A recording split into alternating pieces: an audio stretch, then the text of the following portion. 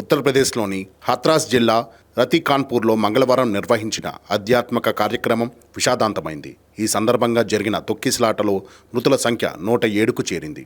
వీరిలో మహిళలు, పిల్లలే ఎక్కువగా ఉన్నారు.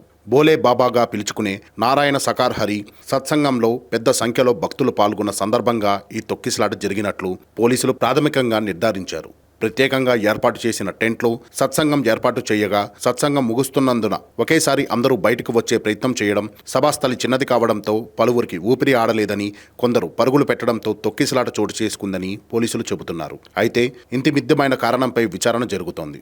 హాత్రాస్ ఆధ్యాత్మిక కార్యక్రమంలో తొక్కిసలాట జరిగి 100 మందికి పైగా మృతి చెందిన ఘటనపై రాష్ట్రపతి ద్రౌపది ముర్ము, ప్రధానమంత్రి నరేంద్ర మోదీ విచారం వ్యక్తం చేశారు. ఉత్తరప్రదేశ్ ముఖ్యమంత్రి యోగి ఆదిత్యనాథ్ మృతుల కుటుంబాలకు 2 లక్షల చొప్పున, క్షతగాత్రులకు 50,000 చొప్పున ఎక్స్గ్రేషియా ప్రకటించారు.